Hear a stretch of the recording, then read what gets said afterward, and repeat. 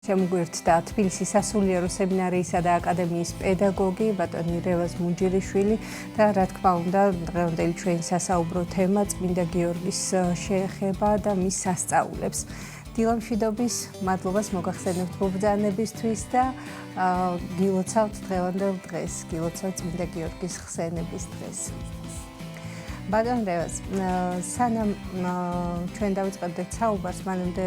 მინდა აღნიშნო, რომ ჩვენი გადაცემის პირველ ნაწილში დეკანოზმა გიორგი გუგუშვილმა ისაუბრა წმინდა გიორგის ცხოვრების შესახებ და რამდენიმე ფაქტიც აღნიშნა, რომელიც მის სასწაულებს უკავშირდება. ეს კონკრეტულად ეხებოდა ქართველთა ლაშქართა თანამებრძოლეობას, ლაშქართან ერთად ბრძოლაში მონაწილეობას, ასევე რამდენიმე სასწაულიც ჩამთვალა მამა გიორგიმ და ეს შეეხებოდა ასევე კერპების დამსხვრევას და კიდევ არაერთი სასწაული უკავშირდება, რა თქმა უნდა, წმინდა გიორგის, რომელზეც საუბარიც აუცილებელია ნამდვილად ყურადღების გამახვილება და აღნიშნა ისიც თუ რამდენი ტაძარი არის აშენებული საქართველოში, თუ როგორი პატივით და სიყვარულით მოვიხსენიებთ და როგორ პატივს მივაგებთ ყოველთვის წმინდა გიორგის და ისიც აღსანიშნავია და პატივის დამადასტურებელი, რომ ამდენი გიორგი არის საქართველოში, ერთ-ერთი გავრცელებული სახელი არის. უფრო დაწვრილებით რომ ვისაუბროთ ამ სასწაულების შესახებ, დავიწყოთ იგივე კერპების შემოსვლით. რო განმარტოთ, თუ რა მნიშვნელობა აქვს მას. დიახ, მოგესალმებით კიდევ ერთხელ, მივესალმებით თქვენს მაყურებელს. უპირველესად სანამ კონკრეტულ საკითხზე დავიწყებთ საუბარს, ბუნებრივია რა პერიოდის დაგვიდგა 2026 წლის მარტში, კონკრეტულად 17 მარტს, აი ამ სამწუხარო მოვლენას შევეხმიანები და შევთხოვთ ღმერთს, რომ უწმინდეს დაუმკვიდრებს იმ ადგილს, იმ წიაღს ღმერთი, რისკენაც მიილტოდა მთელი თავისი ცხოვრების მანძილზე. ეს სამწუხარო რეალობაა, მაგრამ ბუნებრივია სასიხარულო იქნება ის ფაქტი, რომ ჩვენ გვეყოლება ზეციდან, იმედი გვაქვს ყოველ შემთხვევაში დიდი შემწე მეოხი და მლოცველი ჩვენ ქვეყნისთვის. რაც შეეხება დღევანდელ დღეს, რასაკვირველია ვილოცავ სრულიად საქართველოს წმინდა დიდმოწამე გიორგის ხსენებას, როგორც თქვენ ბრძანეთ, დიდმოწამე გიორგი არა მარტო საქართველოსთვის, არამედ სრულიად სამართლმადიდებლო სამყაროსთვის არის განსაკუთრებული წმინდანი. მის განსაკუთრებულობას ისიც გამოკვეთს, რომ როგორც წესი მამა გიორგი მას გაუსვა ხაზი ორგზის არ აღინიშნება ხოლმე ტრადიციულად უფრო გარდაცვალება კონკრეტული ადამიანისა, ანუ მისი საბოლოო აღსასრული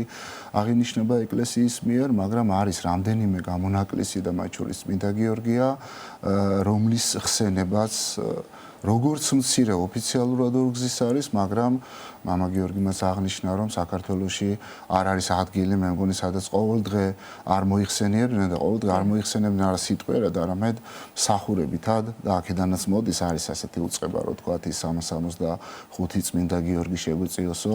როდესაც საუბრობენ ხოლმე ერთ-ერთი ვერსიით და ვფიქრობთ ყველაზე ესეთი ცნობილი და გავრცელებული და სამართლიანი ვერსიით იმას უკავშირდება, რომ სწორედაც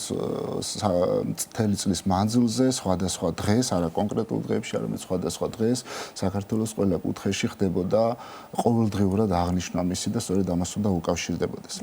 ახლა სასწაულს რაც შეეხება კონკრეტულს, მაგრამ მანამდე ზოგადადაც ვიტყვი მთელი წმინდა გიორგის მთელი მოღვაწეობა, მისი ცხოვრება ძალიან მოკლე ერთი შეხედვით, იმიტომ რომ ჩვენ წამებამდე მის ცხოვრებას არ ვიცნობთ, ხოლო უწყება იმასთან დაკავშირებით, რომ ის იყო მხედარი, ერთ-ერთი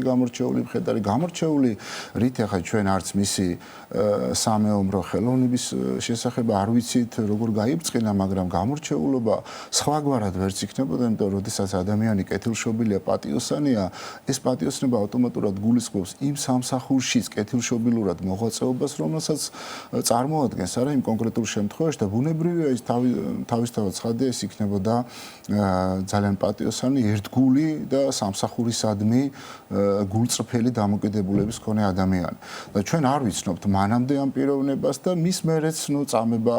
არის ჩვენთვის ცნობილი და ბუნებრივია ბევრი რამე წმინდა გიორგის შესახებ არის, მაგრამ ისიც კი საკმარისი იყო, რაც კი გვაუწყდა ეს საკმარისის, როდესაც ვამბობთ,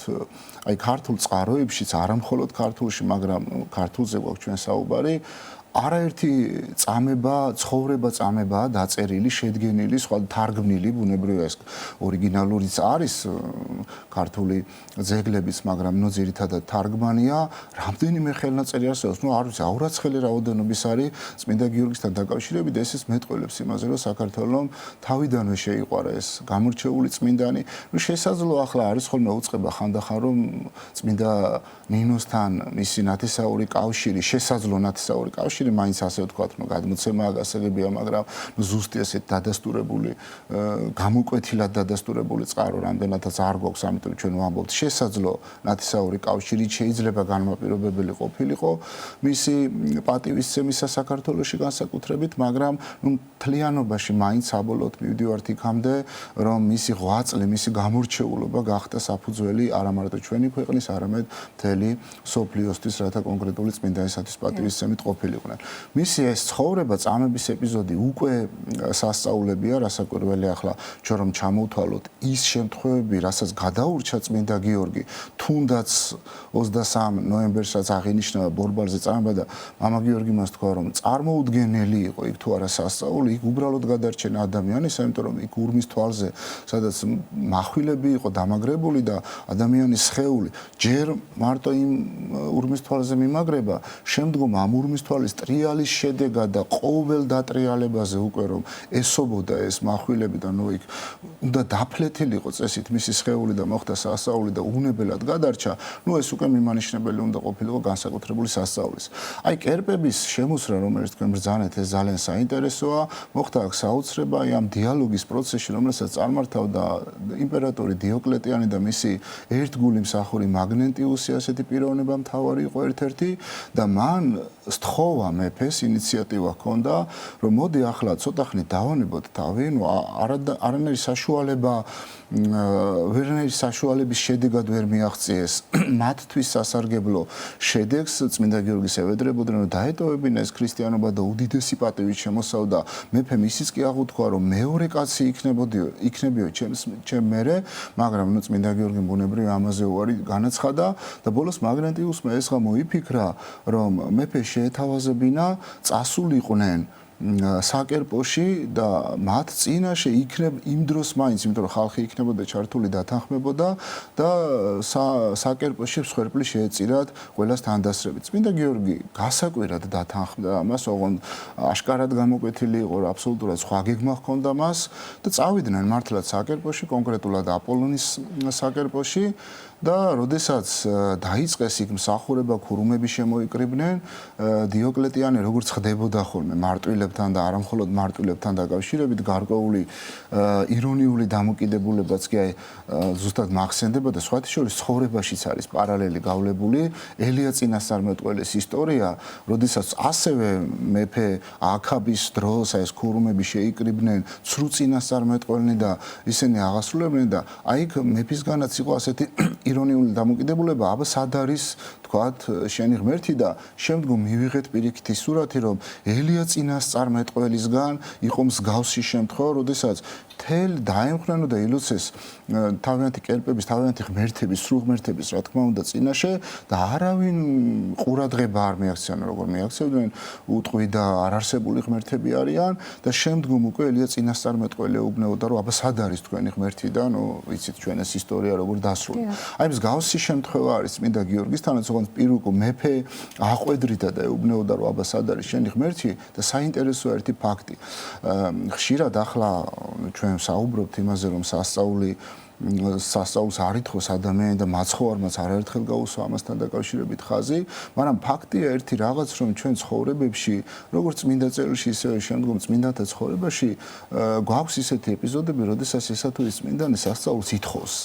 აი ახლაც წმინდა გიორგისთან აშკარად ლოცულობს ის და ევედრება ღმერთს, რომ მისი მეშვეობით ღმერთმა სასწაული განაცხადოს. ახლა ეს აუცილებლად უნდა აიხსნას, რას ნიშნავს ერთი მხრივ ჩვენ საუბრობთ, რომ არ არის აუცილებელი სასწაული, არ არის მოთხოვნა სასწაულისა საჭირო ბუნებრივია და მეორე მხრივ წმინდანები ამას ითხოვდნენ და ერთ-ერთი პირველი საერთოდ კაცობრიობის ისტორიაში ვისგანაც გვახსენდება, ეს არის მოსე წინასწარმეტყველი, რომელიც პირდაპირ თხოვს ღმერთს, რომ ეჩვენებინა მისთვის სასწაული და ბუნებრივია ეს ყველაფერი ჩვენ უნდა ავხსნათ ამის მიზეზი რა არის. წმინდა გიორგი აქ ახლა ღმერთს თხოვს ერთ რამეს, რომ არათუ მის სარწმუნოების განსამტკიცებლად ან რაიმე სხვა მიზეზის გამო სჭირდება მას სასწაული, მხოლოდ და მხოლოდ იმიტომ, რომ გარშემომყოფები განამტკიცოს, გარშემომყოფები დაარწმუნოს აი ამ ჭეშმარიტებაში, იმიტომ რომ ვისი ძალითაც, როდესაც წმინდანის თხოვნის შედეგად სასწაული აღსრულდებოდა, ბუნებრივია იქ მყოფი ადამიანები თუ გაუკეთურებულ მდგომარეობაში არ იქნებოდა, გაკერპებულ მდგომარეობაში, როგორც იყო მაგალითად დეოკლეტიანი და სხვათა შორის აი კერპების შემოსვლის შემდგომვე წესით ლოგიკური იქნებოდა, რომ ერწმუნა ეღიარებინა მისი ღმერთი, როგორც ერთ-ერთი ღმერთი, თუნდაც წარმართებისთვის ეს პრობლემას არ წარმოადგენს, იმიტომ რომ აშკარაა ფარაონის მსგავსად მაგალითად მის წინაშე სასწაულები აღესრულებოდა, წესით მას უნდა ეღიარებინა. მაგრამ იმდენად უგუნური იყო დიოკლეტიანი, არათუ აღიარა მისი ძალმოსილება ბრძანა რომ გაეყვანა და მახვილი თავი მოეკვეთა. აი წმინდა გიორგი სწორედ ამას ითხოვს ღმერთისგან, რომ გამოვლინდეს მისი მეშვეობით სასწაული, რათა საზოგადოება მიხილოს და დარწმუნდეს, რომ ის ღმერთი ნამდვილად ჭეშმარიტია. სხვათა შორის, აი ამავე მიზეზით ითხოვა წმინდა გიორგი ის სასწაული, რომელიც ასევე მაგნენტიუსის თხოვნით, აი ასეთი ირონიული დამოკიდებულებით, რომ აბა თუ შენი ღმერთი ჭეშმარიტია და ცოცხალია, მაშინ გვიჩვენე რაიმე სასწაული და მაგალითად აღადგინე ერთ-ერთი მკვდარიო და მართლა წმინდა გიორგი აქაც დაიმუხლა და სთხოვა ღმერთს, რომ ჩემი მეშვეობით განაცოცხლეს მკვდარიო. ახლა აქაც ის რამე წმინდა გიორგის საკუთარი სახელის გაბრწყინება კი არ სურდა, არამედ სწორედაც იმ მიზეზად ევედრება კიდეც, რათა გიხილონ შენ და გაღიარონ ვითარცა ჭეშმარიტი ღმერთი. აი ეს იყო სწორედაც დამოკიდებულება, მათ მართლაც მოხდა იქ საოცრება, გაიხსნა ერთ-ერთი საფლავი, გამოვიდა მიცვალებული, სხვათა შორის დიალოგია იქ ძალიან საინტერესო უკვე როდესაც გაოგნებული დიოკლეტიანი ეკითხება მიცვალებულს, რომ ვინ ხარ შენ, იმიტომ რომ შეიძლება მოჩვენება და წარმოჩენილიყო და სხვათა შორის საინტერესოა, რომ ცხოვრების აღმწერები ამას აფიქსირებენ მსგავს შემთხვევებში. თითქოს ერთი შეხედვით ჩვენ ვკითხულობთ და შეიძლება გაგვიჩნდეს წარმოდგენა, რომ ესეთი პრიმიტიული შემთხვევა ის თუ რა ჰკითხა მეფემ და რა უპასუხა მიცვალებულმა, რისთვის გვჭირდება, მაგრამ სწორედაც იმისთვის, რათა არ მოგვიჩვენოს ჩვენ რაიმე ზმანებად და რეალურად აღვიქვათ კონკრეტული სასწაული და უპასუხებს ნამდვილად ეს მიცვალებული, რომ მე ვიყავ ესე წარმართი უჟილოებაში ვცხოვრობდი და აი გიწმინდა აი კონკრეტულად ამ ადამიანის რომ მეუთითებს კიდეც ლოცვის შემწეობით გაიხსნა ჩემთვის კარი და გამოვედი იქიდან და სხვათა შორის მოხდება კიდევ დამატებით კიდევ სასწაული ეს ადამიანის უსჯულო, რომელმაც მთელი თავის ცხოვრება უშჯულოებაში განვლო, ითხოვა დაიმუხლა გიწმინდა გიორგის წინაშე და სთხოვა შემწეობა, რათა ქრისტეს ნათელს თანაზიარებოდა და აქაც ბუნებრივია გაიბრწყინა კიდევ ერთხელ წმინდა გიორგის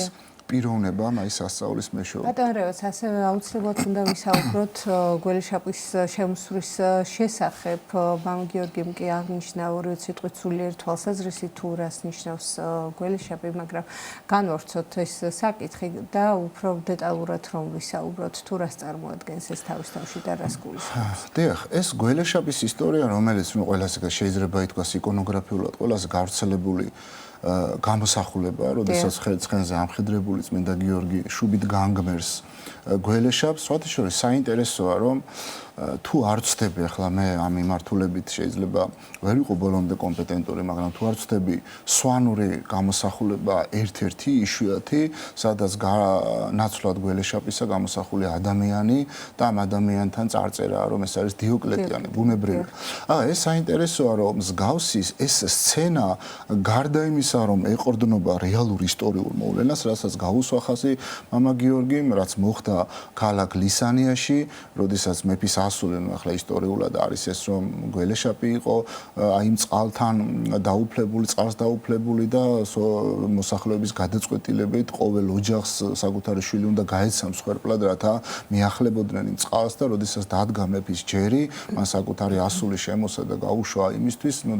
ვიცით ჩვენ რომ შემდგომ რომ წმინდა გიორგი შეხვდა მას, სხვათა შორის ესეც პირდაპირ გეუბნება ცხოვრების აღწერო საღვთო გამგებულებით ამ დროს დიოკლეტიანემ გაანთავისუფლა რაღაცა დროით მისი მხედრები და ეს ის პერიოდია, როდესაც წმინდა გიორგი თავის ოჯახს უბრუნდება, თავის სამშობლოში მოდის და გზად სწორედაც შემოიარა და აი შეესწრო აი ამ ფაქტს, ვიცით უკვე ეს ისტორია როგორ დაიმორჩილა ვეშაპი და გარდა იმისა, რომ ამ კონკრეტულ შემთხვევასთან არის დაკავშირებული წმინდა გიორგის მიერ ვეშაპის დამორჩილება და მისი მოკვდინება, მისი განგმერა, ამავე დროს სიმბოლური კავშირიც აქვს, როდესაც ზოგადად ჩადებულია ამ შემთხვევაში და რატომაც ეს იკონოგრაფია ყველაზე მეტად უფრო აქტუალური გახდა შეიყვარა, რომ ზოგადად წმინდა გიორგის მიერ და ყველა მარტვილის მიერ ბოროტების შემოსვრის ისტორია ნაჩვენები და სხვათა შორის ეს არ არის მოგვიანო პერიოდის დაკავშირება, თვითონ ყველაზე უადრეს ვერსიაში წმინდა გიორგის ცხოვრებისა იქ თვითონ ავტორი ან ცხოვრების აღმწერელი ადარებს ასეთ რაღაცას, რომ ვეშაპ იგი რომელ არ დიოკლეტიანე ჯოჯოხეთიო პირდაპირ ამბობს ასე რა, ან ჯოჯოხეთის მკვიდრი დიოკლეტიანე და ეს გახდა სწორედ ცხოვრების ეს შენიშვნა უბრალოდ აღმწერისა გახდა საფუძველი იმისა, რომ სიმბოლიზირება მომხდარიყო წმინდა გიორგის მხრიდან დიოკლეტიანესი როგორც მისი უშუალოდ მსაჯულისა, ამ შემთხვევაში ყოფითი მსაჯულისა და ზოგადად ბოროტების დამარცხების ერთ-ერთ სიმბოლოდ არის ქცეული და ამიტომაც არის ყველაზე ესეთი გავრცელებული გამოსახულება. მაგრამ მობრძანებისთვის, საინტერესო საუბრისთვის და მიმოხილვისთვის შეგახსენებთ სტუდიის სტუმარი გახლდათ თბილისის სასულიერო სემინარიისა და აკადემიის პედაგოგი ბატონი რევაზ მუნჯერიშვილი.